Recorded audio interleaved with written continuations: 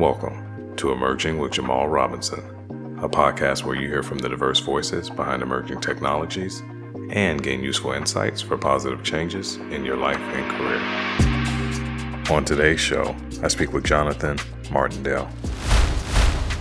Who do you admire most and why? My parents, my father in particular, my work ethic comes from just seeing my father get up every day and just go to work. Outside of like the family, the people who can really put things before their own sort of well-being. So, your Martin Luther Kings, your Malcolm X's, your Nelson Mandelas. What are you most proud of? My friendship circle. I really like the people I associate with. I really like the value they bring to my life and the value I provide to them. I'm really proud of the sort of circle I've built. What is your favorite music artist, song, and album? Prince, 1000%. Prince, When Doves Cry, that whole Purple Rain era. That's where, I was like 8, 9, so I'm just starting to listen to music. 3 months, all expense paid travel. Where are you going? I really love to travel. One of the places that's on my bucket list, and if I have 3 months, it's going to Nepal. High on my bucket list still left to do is to get to Everest Base Camp. What is your most unusual skill or talent? I currently hold a brown belt in jiu-jitsu and from Renzo Gracie under Professor Brian Marvin at the moment. What is your favorite TV show, movie, and actor or actress? I was a big Trekkie. I love Star Trek. It got me into the whole STEM space, so that was a big influence on my life. I was a big fan. Favorite movie growing up was Star Wars. I had all the toys, had everything. I still have the toys. What is your favorite book and author? Where the Sidewalk Ends by Shel Silverstein. It was one of the first books I remember ever reading, cover to cover. If you could meet anyone throughout history, dead or alive, who would it be? I would have liked to have met Muhammad Ali in his prime. What are 1 to 3 words that define you the best? Fun, empathetic, passionate. What is the last meal you'd want to eat? A really nice T-bone combined with some yum cha. Finish it off with some pecan pie and some cern peinai, which is an Asian dessert, combined with A&W root beer. On today's show, I speak with Jonathan Martindale. Jonathan is a trusted and awarded technical leader with over 20 years of experience in consulting and sales in the data space globally.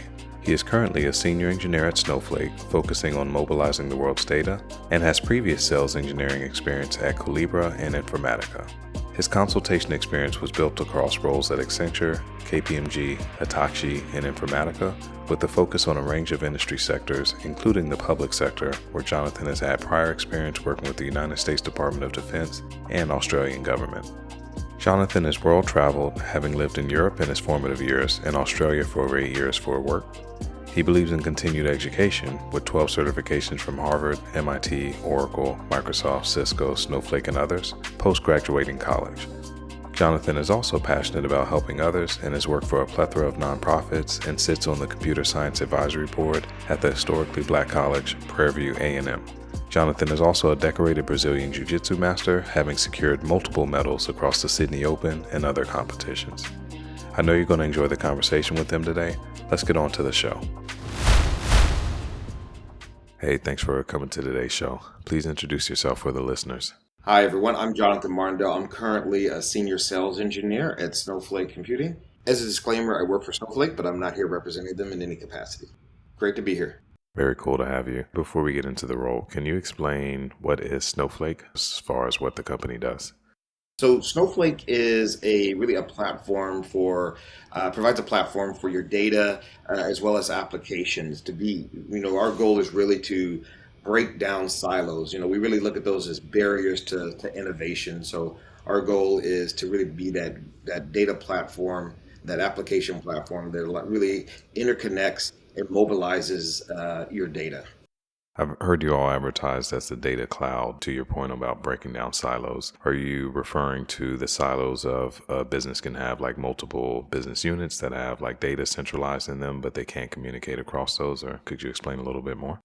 Yeah, there's probably several silos. There's data silos, just because data can be in all kinds of different formats and types. Then there's business silos where you have different business units and different sort of divisions within your organization. And then there's also application silos where things built and one sort of technology does creates a silo for other parts of your business where they use other technology to build things. So really, Snowflake allows a way to sort of bridge a lot of those silos and eliminate those silos, and which can be barriers to innovation. To your point on innovation, I hear often that data is like the new oil and how important data is. Can you maybe speak to some of the innovation that a company could think about when they have all their data centralized and now they're able to easily access it? Right. Data really allows you to really unlock a lot of understanding about your business, your customers, everything going on. And one problem is that a lot of times it's locked away in different silos.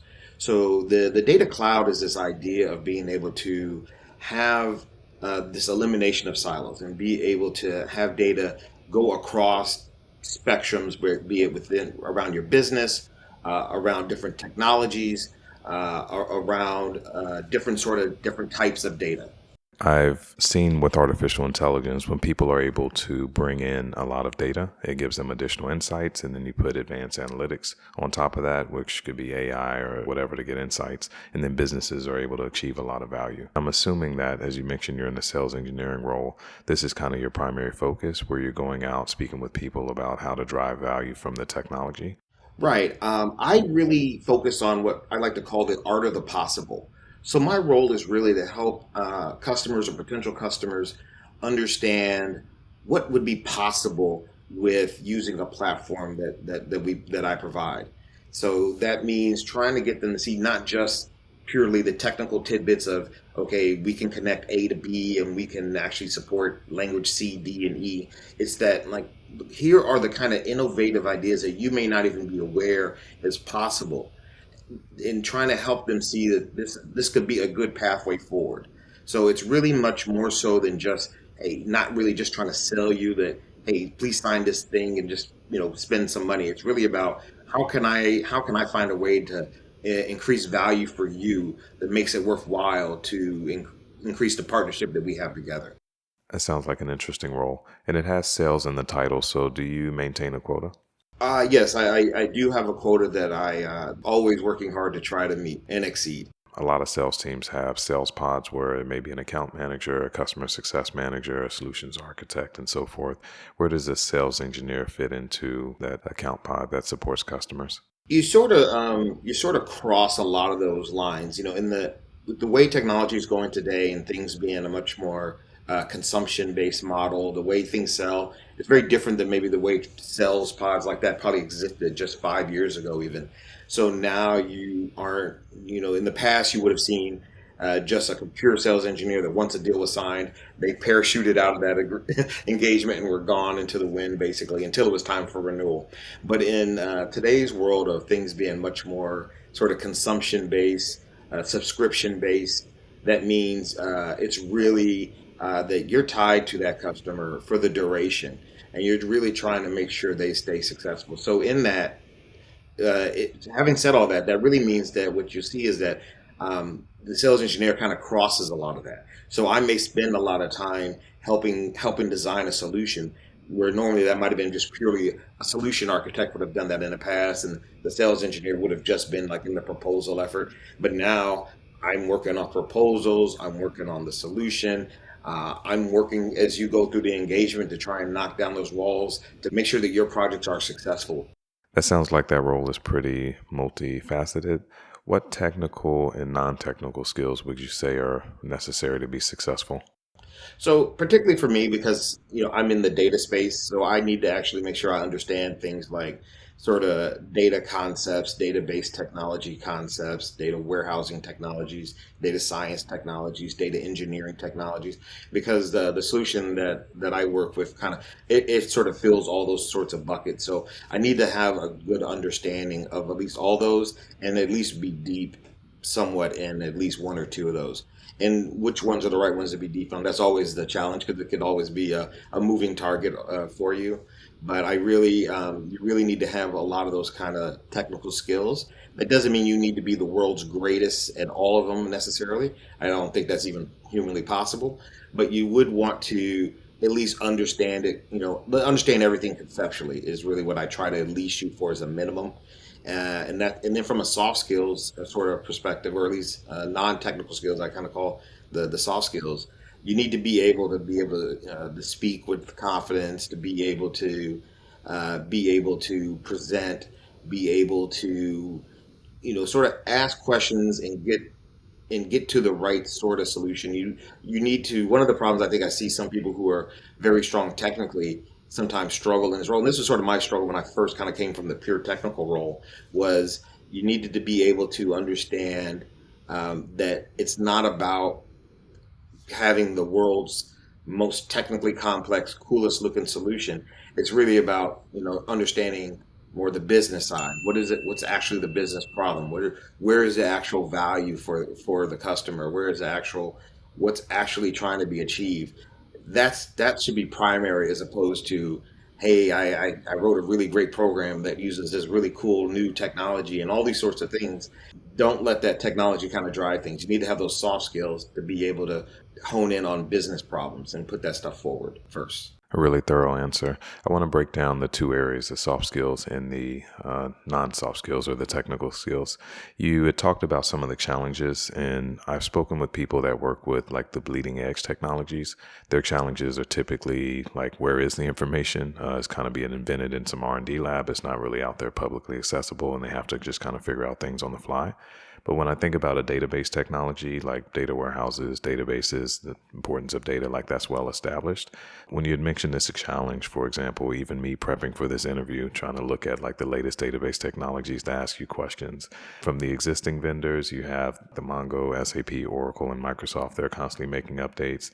You have these new vendors like Chroma for AI embeddings and Firebolt and Alshent and Yellowbrick. And then you also have like the underlying technology itself where you go from star to Snowflake schema to in-memory data stores and NoSQL. It just seems like a very difficult world to keep up with, especially with like it being such a mature ecosystem. What kind of resources do you use to keep yourself up to date? You kind of pointed out it's a bit of an arms race kind of situation. Everyone's doing a bit of everything, and you really have to work hard to understand where you should put your energy, where you should put your efforts, and it's always a tough thing.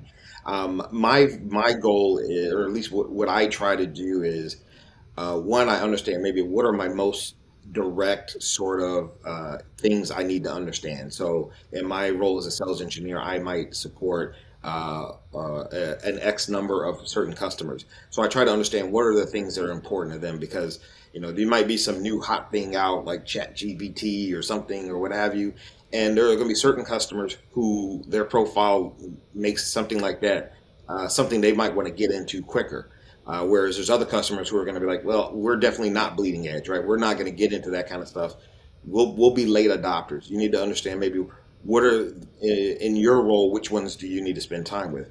For me right now, my customers would probably be not bleeding edge type of organizations. So I might not get into that as quickly, but I will start to look at things like, other avenues, your podcast, YouTube, a lot of these things, just to at least get a sort of understanding briefly of what's going on in some of these new areas and understand if I need to tie them into something. To get up to speed, are there certain websites you go to and frequent often? Are there online education programs that you use to constantly like refresh your knowledge or anything else? I'm a good daily user of LinkedIn, so I try and follow certain sort of technologists who I know might have good opinions on certain technologies. Similar on Twitter. Twitter, it could be a little bit more of a minefield to kind of find the right ones, but they're definitely out there to find good people who will follow, who talk about these different technologies. There's certain online resources, financial resources. You can kind of see which VCs are backing which kind of companies. You kind of understand a bit at least even if I don't dig into the specifics of how their technology works, I understand, okay, this seems to be something that's getting more investment. But I'm a big fan of like, hey, YouTube University, man, like everything's out there. So if there's a concept, I can at least go out there and someone's put almost anything I've ever looked at, someone's put a little 5 minute, 10 minute overview, and I can listen to that. And then you also, you have I have a lot of great colleagues, so I will find there's someone here that's probably worked with something before, and I can just ask them like, hey, you've worked with this, help me out, I'm having this sort of issue. And that goes into just having a good relationship with your colleagues, you can get that sort of help. That's dope. Shout out to YouTube University. That's one of my favorite resources. I've learned so much off of just spending time on YouTube, listening to different vendors, how they position their technologies and what customers they're working with and what they foresee the future being. You also mentioned soft skills or the non-technical skills. So one of the things you addressed was being deeply technical, but then now having to get out and present to people and speak about deep technology to people that are not deep technologists. How were you able to make that transition, and what are some of the things that you use to build your skills to more effectively communicate? It was a little bit of a struggle at first, because I was such a deep in the technology weeds kind of person, and I didn't at first I didn't appreciate that there was this need to really tie it closer to the business and business goals and business values sort of thing. But as I tried to start making that transition, I started to really find the enjoyment and value in not doing technology for the sake of technology, but let it really be driven by actual needs and actual value that it could provide. So building those sort of skill sets, number one was just getting a lot of at bats, right? So just getting into a sector of technology sales where it was a very volume sort of group where it was like, okay, you're going to talk to people, you know, a couple new customers every week or potential customers every week, right? And so you're constantly getting a lot of at bats, and you start to see what are the kind of messages that resonated and what are the kind of things that didn't. So coming in and just talking about, hey, here's how I install this doesn't mean anything, not in the beginning. Coming in and saying like, hey, what is your actual problem? Where's your pain? What keeps you up at night?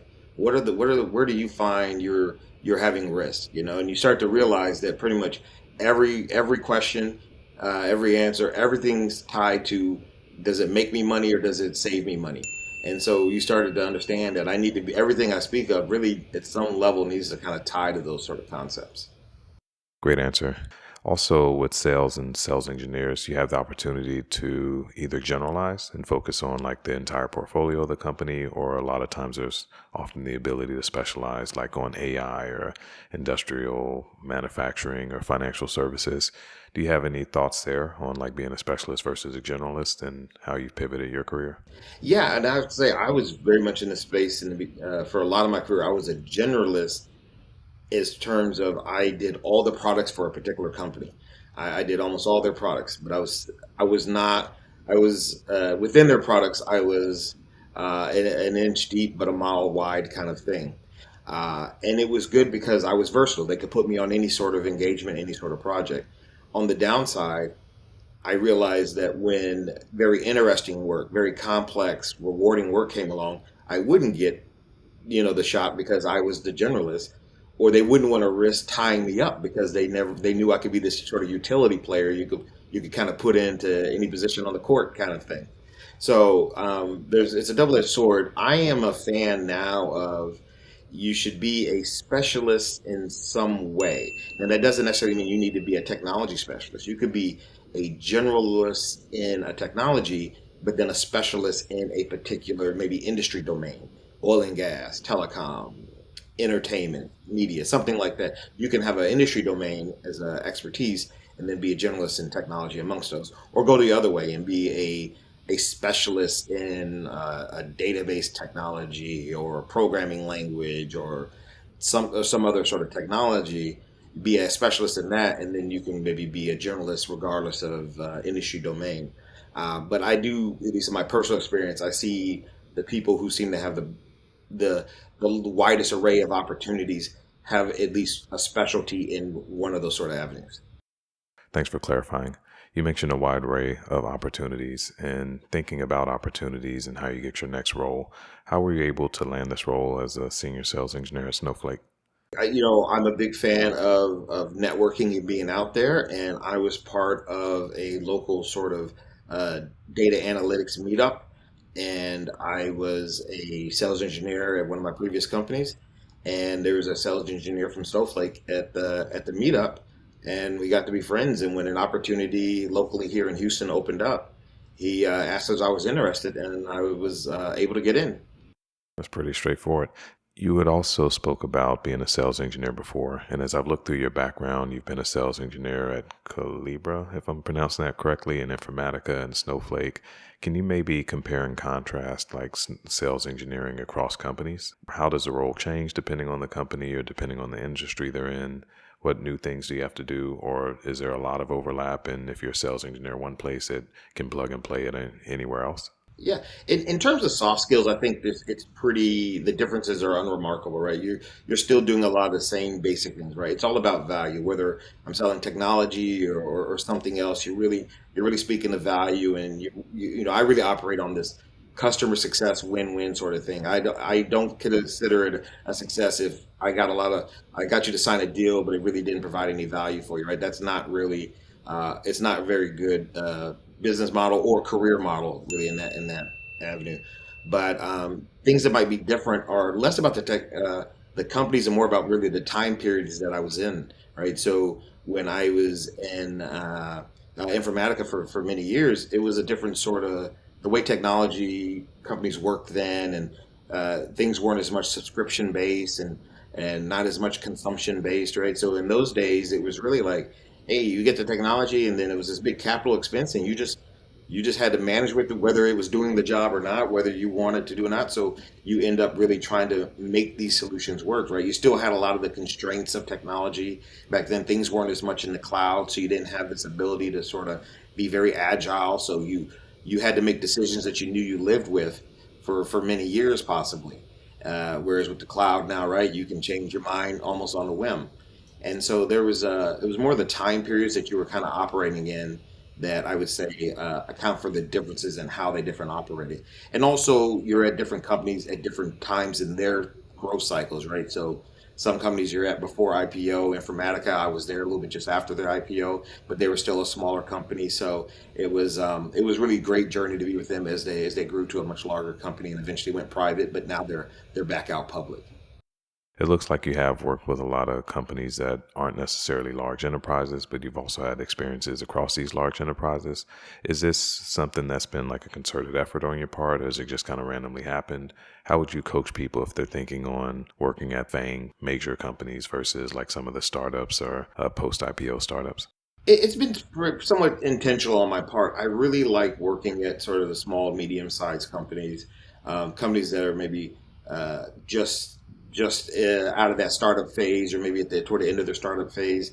I really enjoy those kind of companies. And the reason I really enjoy it is I really like being at that sort of family vibe you maybe get out of a company that's not 100,000 employees, right? When you're only 1,000, 2,000, 3,000 employees worldwide, you have access. You're not so small that there's no resources and that there's you're kind of just flying by the seat of your pants, but you're not so large that you get lost in the sauce, right? You do have some sort of structure there. So that's what I found personally to be my sweet spot. I like it because uh, being at that sort of size company, it's easy to know all the different players in it. It's much easier to network around. And as you start to work on maybe your professional brand, your career brand, it's easy to kind of stand out once you kind of get to be known for this sort of project or these sort of sales efforts or things like that. You're easier to sort of be able to highlight those sort of things and leverage them. So you could start to say, "Hey, I do this. I see that we're starting to open up in this other territory. I want to move overseas." That's a little bit easier conversation when you're not like a gajillion employees. You have also navigated from non sales engineering roles into a successful sales engineering career. Can you maybe speak about working at KPMG and Accenture as a consultant, and then how you were able to go from that role to transition into sales engineering, and whether you're able to take any of the skills learned in those initial roles for the current roles? Yeah, those are really those kind of where I started my career, was like sort of in that big five sort of consulting era of the past, that the KPMG and Accenture, and I really enjoyed my time there. And they were the ones that really helped me understand, because one of the, not really a problem, but one of the issues I find in tech is that a lot of people coming out lack exposure. And what I mean by that is like we too many of us are going to school, and we're taught C, we're taught Python, right? We're taught a lot of these technical skills. We don't get a lot of education on soft skills. And so as a result, you come out of those thinking the only jobs are like, hey, I need to be I'm going to be the best programmer, the best sysadmin, and you think that's what being in tech is about, and that's the only thing tech is about. And what I kind of learned through working at places like KPMG and Accenture early on in my career, it's really more. It's more than that. It's also like, is this? I'm not just coding for the sake of coding, right? Is there some value to this customer? And if there's enough value there, right, they're going to pay money for you to come in there and build this, to fly to these places and program this other thing and construct this other technology, right? And it's all tied to there's actually some value that they're getting, right? They're serving their customers, their constituents, or something like that. So those are things that I just did not have a concept of school, and I realize now here as I kind of hit the twilight of my of my career that other groups are do get this education in school, right? They do understand that a lot of these things are coming because a lot of these different kinds of companies, different kind of roles are recruiting there. And so, that's one of my sort of passion projects is really helping people at some, particularly like at HBCUs, to understand like, hey, these are the kind of there's many kinds of roles to tech.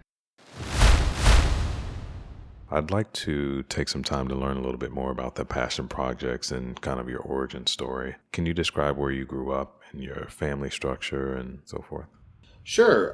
So it's my parents and my sister, but me and my sister were Army brats, right? So my old man was in the Army, and so that meant I lived in a lot of places growing up. Every few years we moved, and that meant I was born in Central Texas, Killeen, Texas, but then we lived in Germany and Kentucky and Kansas and Chicago, so several places kind of growing up throughout the childhood. And then, it was I think I was a teenager before I realized not everyone in the world's dad was in the army. I thought that was just the norm. I also had the similar military background and was stationed in Germany and Kentucky. Speaking Sie Deutsch? Not too much. I did not appreciate it. I used to have a German accent because I lived there when I was so young. When I moved from there to Chicago, I spoke English, but I only watched German cartoons. So I had a German accent as a child that I quickly lost. It didn't suit me well in the first grade in Chicago. You moved around quite a lot in Chicago from Germany to Texas, like very different environments. Would you say there's anything you picked up, especially in your formative years, having exposure to all those different cultures? It was a good benefit. I got used to being around all kinds of people and being able to adjust when those circumstances change. And maybe that's because home life was pretty positive, so change didn't have to be something that was very traumatic, right? You could just change, like, okay, it's going to be another thing. It is going to be fun. Big thing about me is trying to focus on fun. Everything's got to be fun. And so as I transitioned to these different places, it was just like, hey, new group of people, new opportunity. As I look through your background, it looks like change is something you've embraced. I kind of skimmed through the like college and high school years. Looks like you're a football player, and then you also were in theater, and you're into diving and various other things. Can you maybe explain, like, through those years, how change showed up?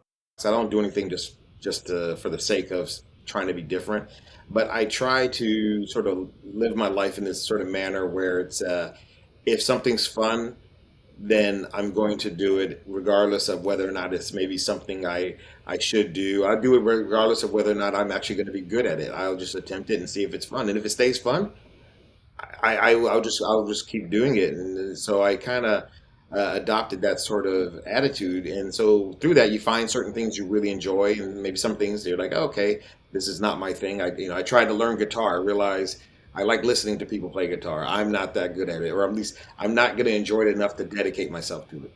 But then I got into snowboarding, and like I enjoy hanging out, but I'm just an average snowboarder, right? But I started scuba diving. I realized I love this. I'm going to keep scuba diving. I'm going to scuba dive anywhere I can in the world, right? So I just try everything that seems interesting to me, and just kind of live that sort of life without limits sort of attitude. And as long as it's fun, I'm down for it. Getting into your education in the background that prepared you for your careers, it looks like you went to Prairie View, which is a historically black college. Can you speak about your experience and how that prepared you for the world and or for your career? It was a really great time. So I went to Prairie View A&M University, just northwest of Houston, and it was a really great experience. It prepared me a lot. So going to a university that has a very rich background in culture, but also like, hey, we don't necessarily have all the resources, so you learn how to sort of hustle and make sure things happen. So it was a great combination of getting me prepared for this world in tech. I got a degree in computer science. I graduated in the late '90s, but I was great having a lot of internship opportunities. We had some great professors who helped sort of get me prepared for understanding what it might be like in the corporate world. So I was very well suited to enter this world of tech through Prairie View A&M. And I can tell you're passionate about the experience at Prairie View A&M, as you and I first met when we were co-presenting at an event at Prairie View A&M for Black and brown people to get them introduced into tech and excited about it. It also looks like you currently sit on their board at the computer science department. Yeah, the current department head has a lot of good foresight to understand that the academics don't necessarily always have all the best advice for people as they enter maybe the corporate world, right? So they have a board of certain alumni and friends who are in industry who can kind of help provide guidance and say like, hey, these are maybe things you should consider adding to the curriculum. These things in the curriculum are probably not necessary anymore, and just to kind of give a bit of input so that he can make those proper decisions going forward. Plus, this gives an opportunity to sort of interact with the kids that are there now.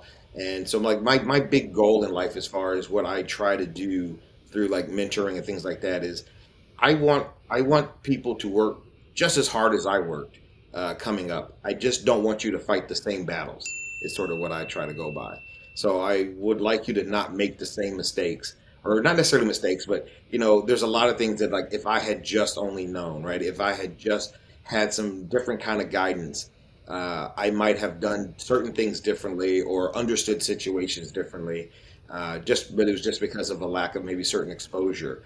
There's certain roles we don't exist. Like I think I was saying before, so a lot of folks will come out and think the only roles are sysadmin, programmer, and those are great opportunities and great roles, but there are more to tech. And a lot of, I think, of people's personal career strategy should involve, kind of where are your strengths? Where do you actually enjoy? There are people who should be PMs. There are people who should be coders. There are people who should be sales. And, you know, if you don't know that those other roles exist, you might spend your whole life trying to force yourself into a role that's just not a right fit.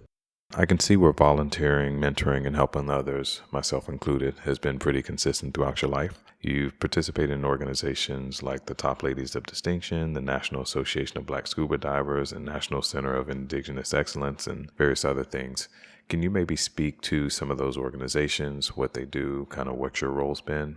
Basically, what I've tried to do through some of those organizations I've been a part of, I'm not necessarily like active members in them, or leaders in those organizations, but what I try and do to my friends that maybe are active in there is that I always try to make sure people know, like, look, I'm all about mentoring and providing any sort of information that I can help provide. So my friends who are in these sort of organizations, if you want to bring me in to speak, bring me in to mentor, like, hey, I'm always 1,000% down to sort of help wherever you think I can add value. So through that, I've gotten to speak at some of these different organizations, and through some of the organizations I am a part of, like the National Association of Black Scuba Divers, I'm a part of. They have, one of their missions is to try and get people to understand that, hey, this is a sport that's open to you. One of my big pet peeves are when people will say like, hey, black people don't do whatever. It's a big pet peeve of mine. We all do that, including things like snowboarding and scuba diving. So I'm happy to join these sort of organizations. And usually, a lot of our mission is to make sure people get exposure to these different sort of activities and ideas.